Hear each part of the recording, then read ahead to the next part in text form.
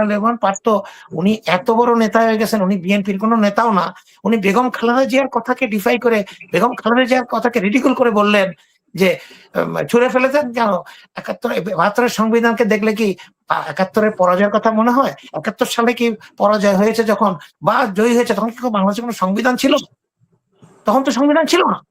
তাহলে এই কথাটা বলার অর্থ কি? সংবিধান লেখা হয়েছে দেশ স্বাধীন হওয়ার 1 বছর পরে, 72 সালের মধ্যে ডিসেম্বরের মধ্যে সংবিধানটা রেডি হয়েছে।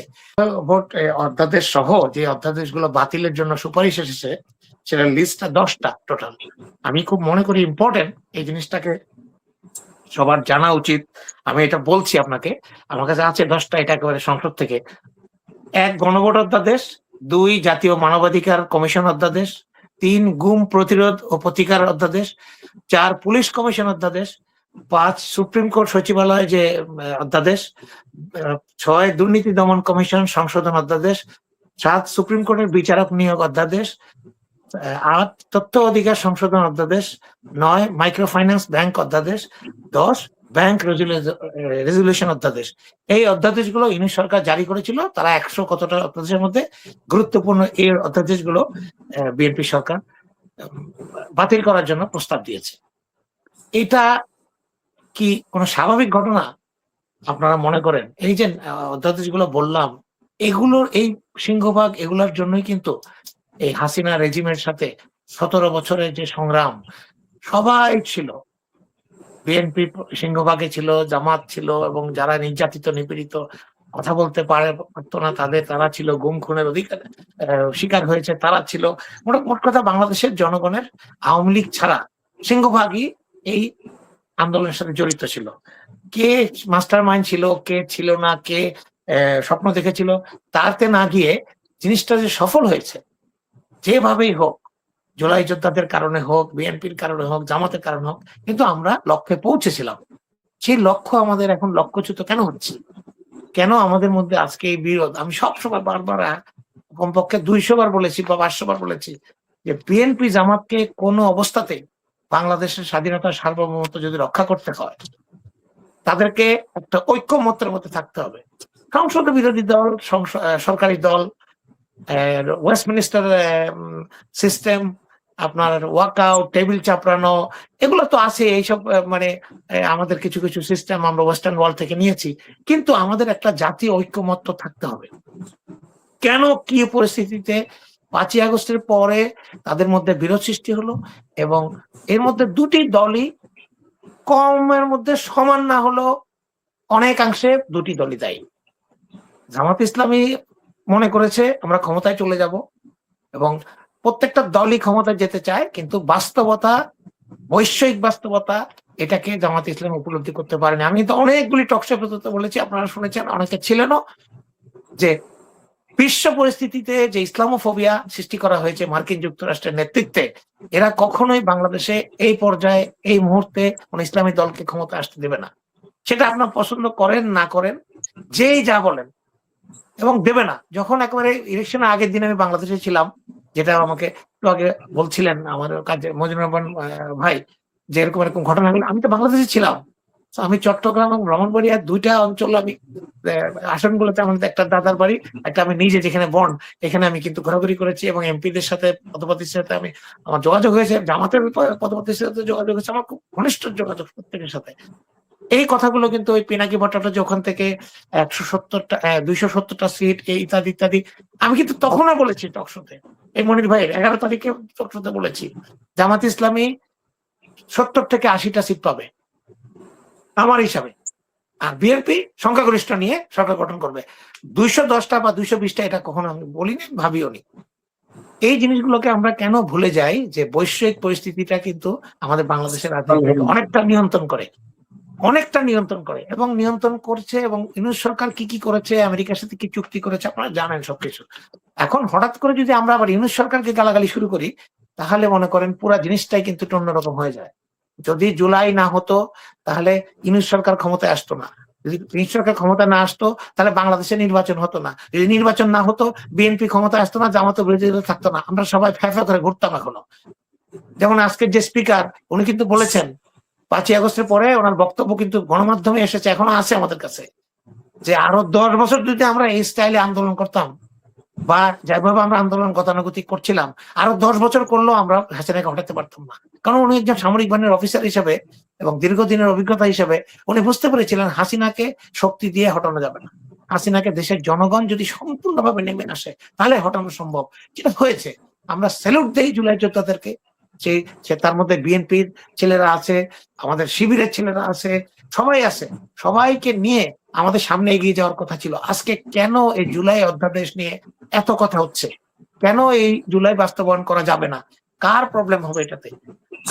শেখ হাসিনার যে আওয়ামী লীগ, তাকে পুনর্বাসন করার কি একটা সূক্ষ্ম চেষ্টা হচ্ছে কিনা, এটা মনির ভাই আমাদেরকে জানাবেন। যে আমাদের কাছে মানে খুব আশ্চর্য লাগে যখন আমরা দেখি যে আমি আজকে জানেন আজকে এত বছর কাজ করি গণমাধ্যমে, আমরা তো কখনো তারেক রহমান সাহেবের কোনো টেলিফোন পাই না বা কোনো ধন্যবাদ পাই না, দেখা সাক্ষাৎ করতে পারি না। গিয়েছিলাম, আমি সাক্ষাৎ করতে চেয়েছিলাম পত্রিকার পক্ষ থেকে, সময় দিতে পারেনি, অত্যন্ত বিজি ছিলেন, আমি স্বীকার করলাম। ওনারা একেবারে বাকশালের মানে ধ্বজাধারী, এই যে পান্না, তারপরে ওই যে চিটাঙ্গে যে আনিস আলমগীর, তারপরে কথা কামাল, যাদের বক্তব্য জিয়াউর রহমান, বেগম খালেদা জিয়া এবং তারেক রহমানকে নিয়ে, বিএনপিকে নিয়ে অশালীন, মানে অগ্রহণযোগ্য, অশ্রাব্য তাদের বক্তব্য গণমাধ্যমে তারা বছরের বছর দিয়ে গেছে, তাদেরকে টেলিফোন করার সময় হয়, তাদেরকে বঙ্গভবনে নিয়ে গিয়ে থামানোর সময় হয়, আপ্যায়ন করার সময় হয়। এই জিনিসগুলো কেন? এই জিনিসগুলো আমি বিএনপি করি না করি, আওয়ামী লীগের অন্য কোনো দল সাপোর্ট করি না করি, দেশের জনগণের পক্ষ থেকে আওয়ামী লীগকে পুনর্বাসন করার কোনো সুযোগ, কোনো কিছু করা যাবে না।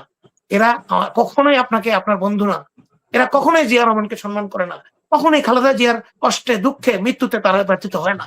এই জিনিসগুলো যদি বিএনপি বুঝতে না পারে, সময় কিন্তু ঘুরে ঘুরে আবার আসে। 24 সাল যেমন এসেছিল, নতুন নতুন সাল আবার আসবে।